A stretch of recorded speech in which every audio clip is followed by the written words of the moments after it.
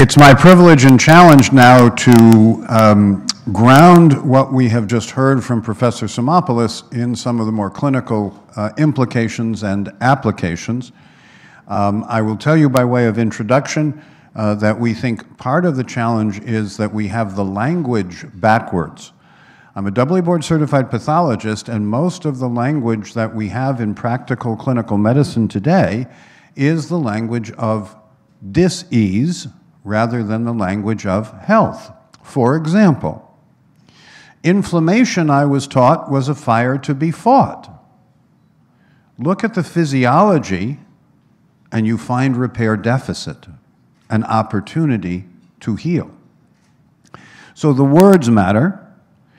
We have the world's best sick care system. That's what Senator Harkin refers to it as. We're looking for a healthcare system, and my suggestion, my overall suggestion, is that we stop fighting and start healing. There are questions being asked whether the current system can survive, and I'm going to show you in just a few minutes that we actually bury 1 million extra people a year. That is, 1 million people die unnecessarily early and at high cost when they could have much more time with their loved ones.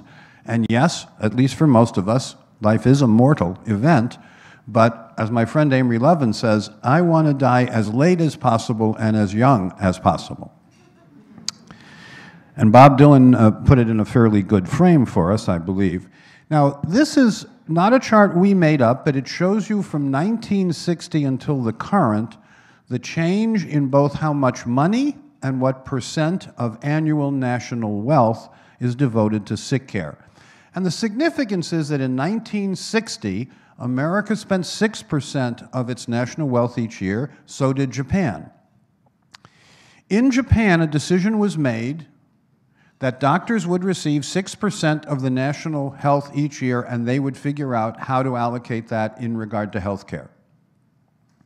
So today, Japan spends 6% of its wealth, 1/3 of what we spend, and let me check, their average lifespan is 12 years longer. They have whole communities of people over 90 and some communities of people over 100 who are active, as Dr. Simopoulos said, and as I would underscore, it's about what you eat and drink, think and do.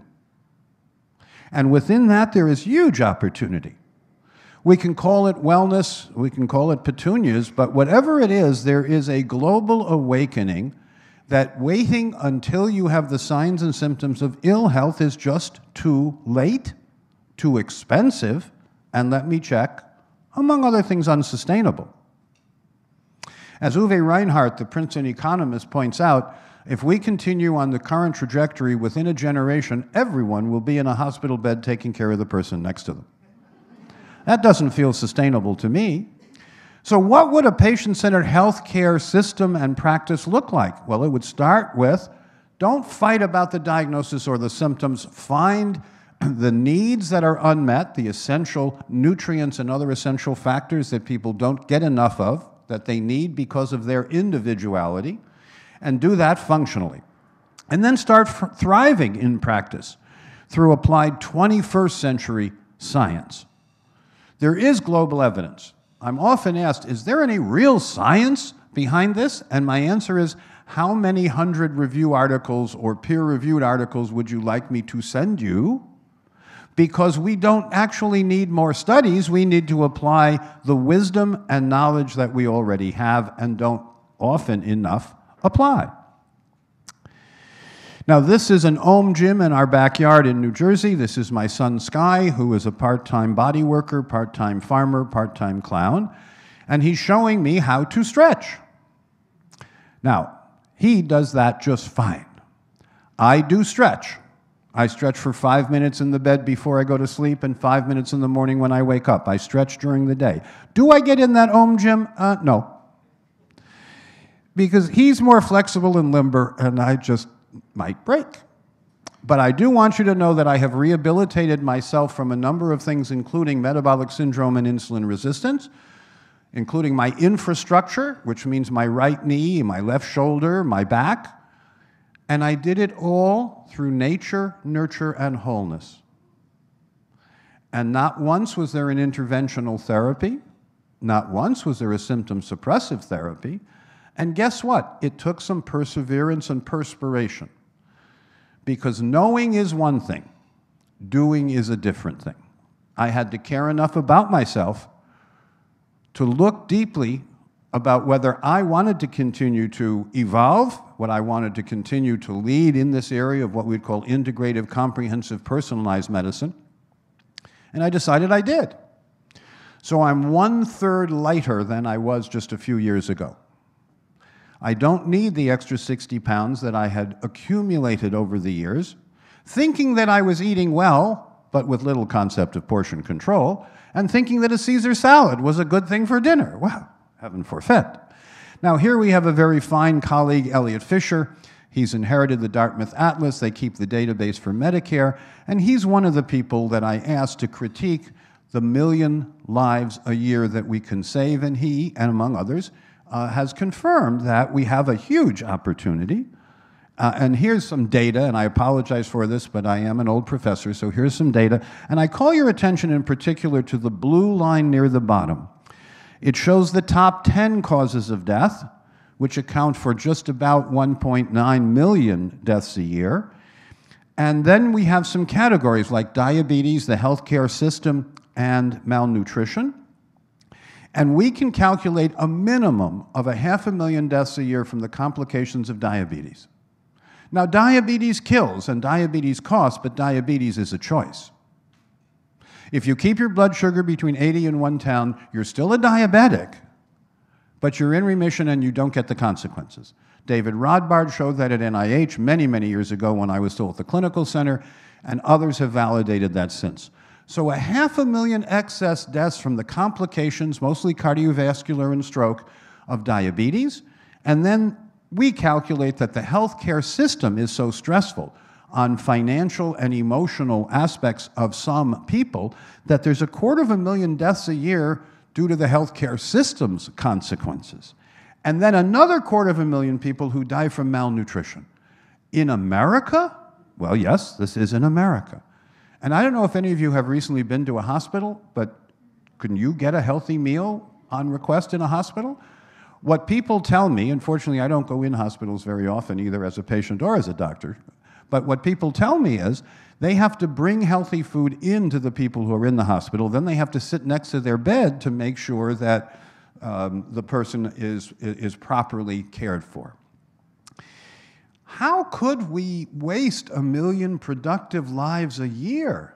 Well, we didn't know better, but now we do. And you're helping us lead and speed the transition from the sick care system we've had, which has done enormous good, but speed the transition to a healthful, caring system that costs less and delivers more. We have reduced it to epigenetics, the lifestyle part that you can influence. And by the way, that's 92% of your lifetime health. And by the way, that's a consensus of all the institutes at NIH in the early 70s, in the mid 80s, and again around the year 2000. So this has, from my point of view, near impeccable credentials to say we have a choice. The challenge has been translating biochemical individuality, as Roger Williams coined the term in the 50s, into really personalized and productive medicine today. We think you can do that with just 8 tests. They include hemoglobin A1C, HSCRP, homocysteine, and an immune tolerance test. We can talk in more detail at the panel if you want about that. But these 4 tests subsume a good deal of epigenetics, a good deal of what you can choicefully influence. And we have taken the challenge to interpret the results not statistically, so throw out the lab range unless you are treating statistics, and look at the individual in terms of their best outcome goal value. If they're at the goal value, celebrate. If they're not, use our approach to eating, drinking, thinking, and doing to get them there. Now this is just a slide of what keeps me off the streets and out of trouble much of the time, and it's about immune tolerance, which means we're healthier, and the loss of tolerance, and I mean in our immune system, which happens too often as a consequence of malnutrition, maldigestion, and/or environmental toxins and distress. So it is about what we eat and drink, think, and do. And there's a lot of details, and I'd be happy to get into the molecular detail with any of you anytime you want, but not in the next few minutes. So I want you to know the other 4 tests that cover the rest of epigenetics. Just 8 tests out of over 100,000 candidates cover all of choice and epigenetics. First morning urine pH is an assessment, a self-assessment of metabolic acidosis, which is mostly related to magnesium deficiency, which then dials back the battery in the mitochondria, and you go into survival mode rather than repair mode. And then vitamin D, which we call a vitamin, but it's really a neurohormone. Who knew? And we know the best outcome value, 50 to 80 nanograms or so per ml, compared to the national average, which is much less than 30. And the difference is multiple implications for cancer and heart disease and on. Then the omega-3 index is developed by Bill Harris, and the 8-oxoguanine, which is the measure of oxidative stress in the nucleus, in the DNA of the cell and of the mitochondria.